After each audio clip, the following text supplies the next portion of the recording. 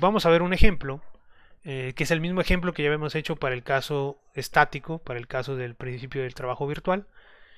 Y nada más que ahora voy a considerar dos fuerzas, F1 y F2, que son aplicadas a cada masa respectivamente. Y vamos a deducir nuevamente las restricciones que debemos de tener sobre los desplazamientos virtuales.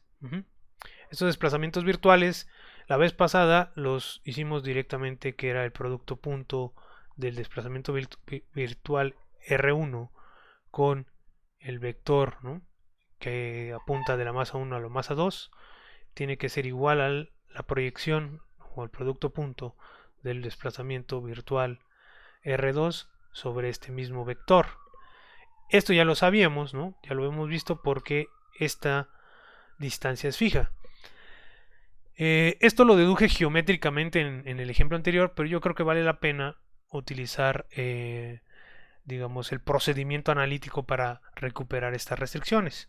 El procedimiento analítico es, sabemos que si tenemos una restricción f, ¿no?, de x igual a 0, yo puedo encontrar los desplazamientos virtuales que se adhieran a esta restricción derivando esto, ¿no?, obteniendo el diferencial de esta, o más bien el desplazamiento o la variación de esta función, ¿no? Como pues es, lo voy a escribir primero como explícitamente, ¿no?, la derivada parcial de esta función con respecto a x1 por el desplazamiento virtual x1 más la derivada parcial de f con respecto a x2 por el desplazamiento x2, y así nos vamos, ¿no?, hasta el, recordemos que aquí tenemos 3n, ¿no?, x vive en R3n. Entonces nos iríamos hasta la derivada parcial de f con respecto a x3n por el desplazamiento en esa dirección, ¿no? Y esto sigue siendo igual a 0. Entonces los desplazamientos virtuales que satisfagan esta ecuación, o más o de manera compacta la sumatoria de i igual a 1 hasta 3n, ajá, de f de i de xi por el desplazamiento virtual en xi igual a 0. Entonces los desplazamientos virtuales que satisfagan esto, entonces son los desplazamientos virtuales permisibles. En este caso vamos a hacerlo de esta manera. Tenemos que recuperar esta misma restricción, que si lo podemos hacer de manera geométrica, pues lo hacemos de manera geométrica, pero eso requiere a veces un poco de conocimiento sobre el sistema, ¿no? Si tenemos un sistema más complicado, la derivación geométrica directa es más difícil. Entonces vamos a utilizar esta derivación, ¿no? Entonces yo tengo, ¿cuál es esta función de restricción? Pues la función de restricción es que la distancia entre la masa 1 y la masa 2 es constante. Entonces tengo que x1, ¿no? Este tiene, bueno,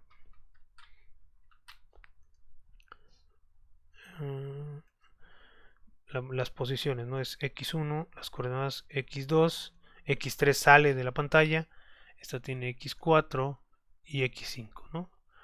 Y x6 sale de la pantalla. Entonces la distancia entre de x1, bueno, de x4 menos x1 al cuadrado más la distancia, ¿no?, más la diferencia entre x5 menos x2 al cuadrado menos l cuadrada, que es la distancia que hay entre las dos, que es fija, esto es igual a 0. Esta es mi restricción f de x igual a 0. Entonces voy a aplicar esto que está aquí. Entonces aplicando eso que está aquí, entonces vamos a calcular la derivada parcial de esta función con respecto a x1, es menos 2x4 menos x1, eso por el desplazamiento virtual en x1, más la derivada parcial con respecto a x2, que es menos 2x5 menos x2 por la derivada parcial en x2, más, perdón, el desplazamiento virtual en x2, más la derivada parcial en x3 no está, entonces no lo saltamos, va a ser 2 veces x4, ahora va a ser con respecto a x4, que es x4 menos x1, por el desplazamiento virtual en x4, más la derivada parcial con respecto a x5, que es 2 veces x5 menos x2 por el desplazamiento virtual en x5, ¿no? Esto es igual a 0. Algo que podemos notar es que podemos dividir todos entre 2 para quitar el 2 que no nos afecta.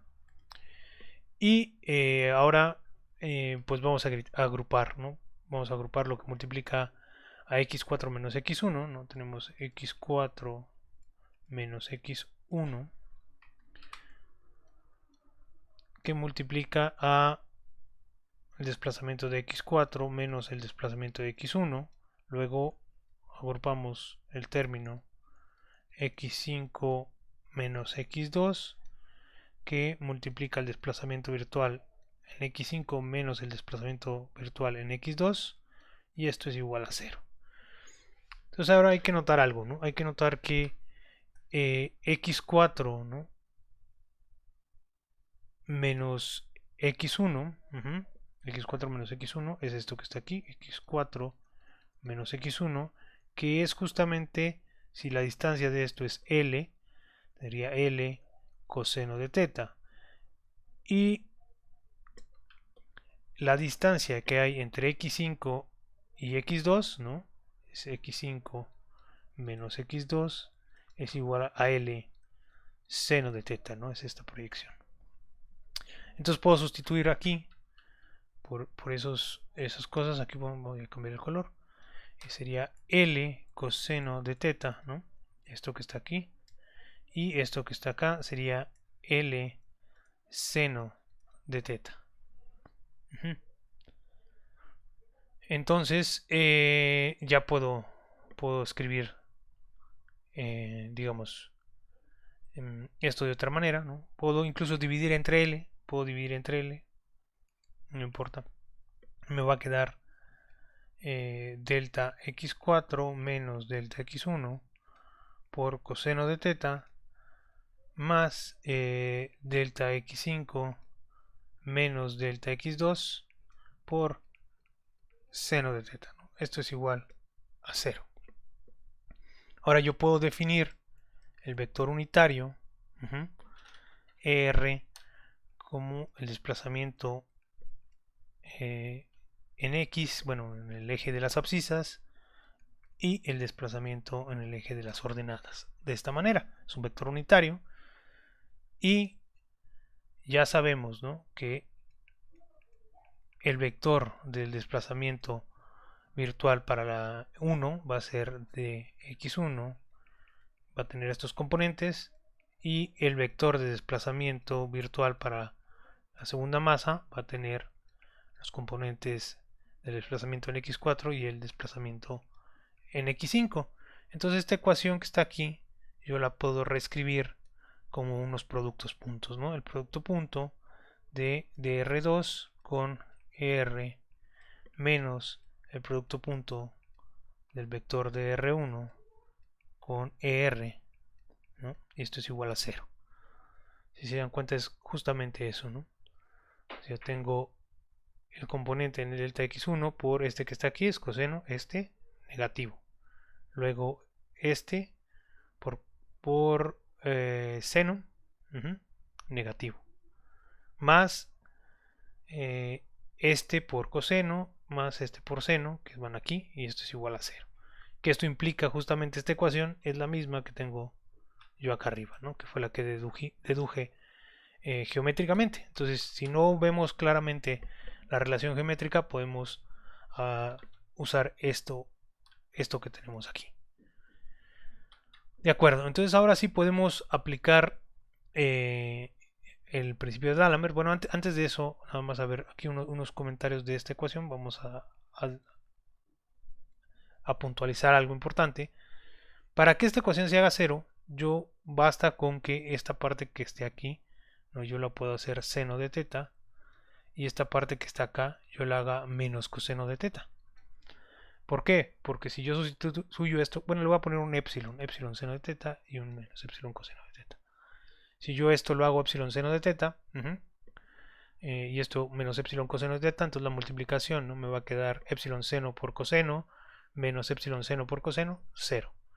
Entonces, para que esa restricción se satisfaga, el desplazamiento en x4 menos el desplazamiento en x1 tiene que ser igual a epsilon seno de teta, y el desplazamiento en x5 menos el desplazamiento en x2 tiene que ser igual a epsilon menos epsilon coseno de teta.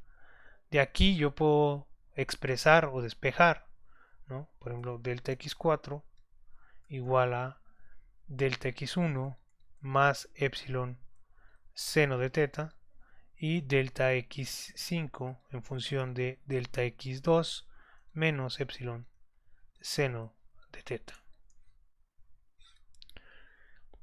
Esto lo vamos a necesitar más adelante. De acuerdo. Entonces, ahora sí ya podemos empezar. Voy a añadir otra página. Aplicar el principio de D'Alembert. El principio de D'Alembert nos dice, ¿no? Nos dice que es la suma, ¿no?, de los productos puntos de las FI, de I igual a 1 hasta N, ¿no? FI vector menos MR y dos puntos con el producto punto con su desplazamiento virtual. Esto tiene que ser igual a 0. Entonces en este caso tenemos 2. Tenemos F1 vector menos la masa 1, aquí también ahí, por la aceleración de esa masa 1, el vector aceleración, producto punto con su desplazamiento virtual correspondiente, más ahora F2, que es la fuerza aplicada a la masa 2, menos la masa 2 por su vector de aceleración, producto punto con el desplazamiento virtual de esa masa 2, esto es igual a 0. Entonces vamos a ver cuánto vale F1 vector. F1 vector pues tiene los componentes en Fx1 y Fx2. F2 vector tiene los componentes en Fx4 y Fx5. Y pues los desplazamientos R1 y R2. Ah, bueno, primero las aceleraciones, esas sí son importantes, pero es fácil escribirlas. Es la aceleración, el vector aceleración es el componente, la segunda derivada del componente en x1 y la segunda derivada en el componente x2 con respecto al tiempo. La aceleración, el vector aceleración para la masa 2 es la aceleración en el componente x4 y en el componente x5. Estos ya sabemos cuáles son, delta x1, x2, x4 y x5. Entonces vamos a hacer esta suma, ¿no? Esta suma y esta suma, y el producto punto. Entonces el producto punto, la suma de esto que está aquí es fx1 menos la masa 1 por la aceleración en el componente 1, y abajo es fx2 menos la masa 1 en el componente x2, producto punto con delta x1, delta x2, más el producto punto de f, ahora sería esta de acá, x4, fx5, menos la masa 2 por la aceleración en x4, y acá menos la masa 2 por la aceleración en x5. Producto punto con delta x4, delta x5, y esto es igual a 0. De acuerdo, entonces ya podemos hacer todo el producto, hacer todo esto. Nada más hay que notar algo: estos que están aquí, estos desplazamientos virtuales, yo los puedo escribir en función de x1 y x2 también. Entonces yo puedo cambiar este vector, ¿no?, por el vector. Si vemos delta x4 era delta x1 más epsilon seno de teta, entonces voy a escribir aquí delta x1 más epsilon seno de teta, y aquí sería delta x2 menos epsilon coseno de teta, que son estos que tenía acá. Entonces puedo cambiar eso. Entonces vamos a hacer la suma de los productos puntos. Este por este, más este por este, más este por este, más este por este. Entonces tenemos fx1 menos m1 x1 dos puntos por delta x1 más fx2 menos m1 x2 dos puntos por delta x2 más fx4 menos m2 x4 dos puntos por delta x1 más epsilon seno de teta más F5, Fx5 menos M2 X5 dos puntos por delta X2 menos epsilon coseno de teta igual a 0. Ok, entonces lo que podemos hacer ahora directamente es agrupar con respecto a delta X1 y delta X2. ¿No? Aquí los tenemos. Entonces nos va a quedar, ¿no? Fx1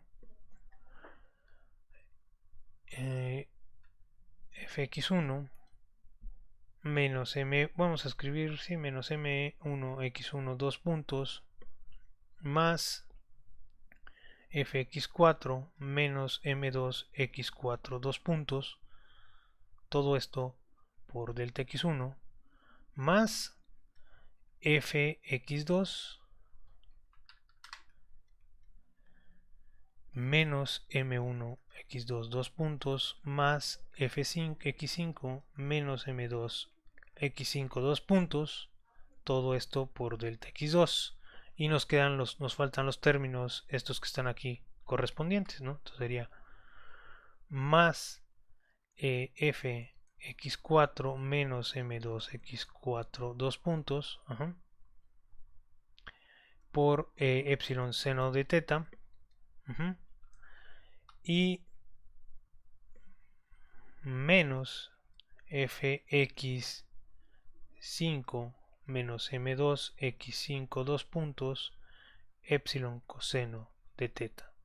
Todo esto pues va a ser igual a 0. Este epsilon, ¿para qué se lo puse? En realidad este epsilon es cualquier valor positivo, ¿no? O incluso puede ser negativo.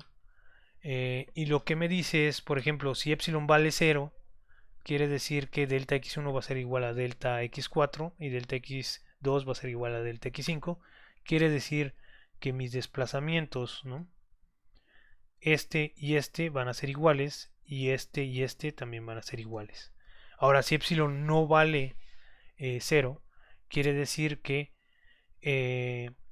pues mis desplazamientos van a tener una relación de esta manera, ¿no? O sea, no pueden ser cualquier desplazamientos, tienen que ser perpendiculares, o los componentes, más bien las componentes que no son perpendiculares o los componentes que tienen una proyección sobre esta línea son 0. Eso es lo que me está diciendo justamente esta restricción, nada más. Pero un caso particular es cuando epsilon es 0, ¿no? Quiere decir que este es exactamente igual que este y este es igual exactamente que este. No siempre es el caso. Podría tener uno aquí y otro aquí, en sentidos contrarios, por ejemplo. Entonces lo que haría sería rotar esta barra, ¿no?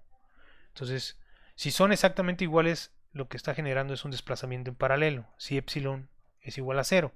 Si epsilon no es igual a 0, está generando una rotación más un desplazamiento. Eso es importante. Es importante para entender un poquito qué pasa con la dinámica. Entonces yo lo que puedo hacer es, el objetivo ahora, ¿no? Es de aquí tengo que deducir mis ecuaciones dinámicas. Para que esto sea 0, una de las cosas que necesitaríamos sería que esta parte de aquí fuera 0. Entonces yo puedo elegir esta dinámica de tal manera que siempre compense, por ejemplo, esta dinámica, ¿no? Entonces yo puedo elegir que fx4 menos m2 x4 dos puntos sea igual a qué. Para que esto, si esto es igual a coseno, ¿no? Y esto es igual a seno, este se va a cancelar con este. Todo este término se va a cancelar con este para cualquier epsilon y cualquier teta. Entonces yo voy a elegir esto como coseno de teta. Y fx5 menos m, aquí es m1, m2, y es m2, me parece, m2 x5 dos puntos igual a seno de teta. Si yo elijo estas ecuaciones de esta manera, estos términos se van a cancelar. Pero si se dan cuenta, esto aparece aquí. Aquí aparece el primero. Vamos a usar otro color. Coseno de teta. Y aquí aparece el segundo, seno de teta. Entonces, si mi dinámica para de x4 2 puntos y x5 2 puntos es esta. De hecho, estas son unas ecuaciones diferenciales, ¿no? Ya tenemos unas ecuaciones dinámicas. Si satisface eso, nos queda una función más sencilla, que es fx1 menos m1 x1 2 puntos más coseno de teta por delta x1 más fx2 menos m1 x2 2 puntos más seno de teta por delta x2 igual a 0. Ahora, delta x1 y delta x2 son dos desplazamientos virtuales independientes entre sí. Si tenemos la masa 1, yo puedo elegir independientemente delta x1 de delta x2. Entonces, como son independientes, entonces forzosamente para que esto sea 0, cada uno de estos tendría que ser 0. Entonces este tendría que ser 0 al mismo tiempo que este fuera 0. Entonces las otras ecuaciones diferenciales que yo voy a obtener son fx1 menos m1 x1 2 puntos iguales a menos coseno de teta y fx2 menos m1 x2 2 puntos igual a menos seno de teta.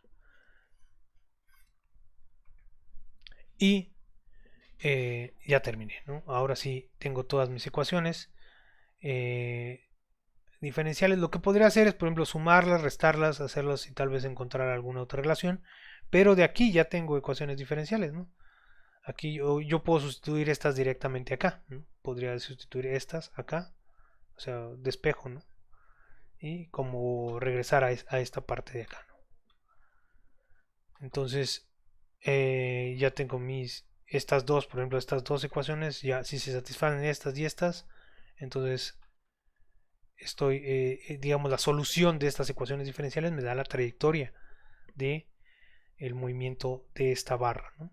En el tiempo, cómo va esta barra girando, ¿no? O avanzando, respetando la restricción de que la distancia entre esta masa y esta masa sea constante.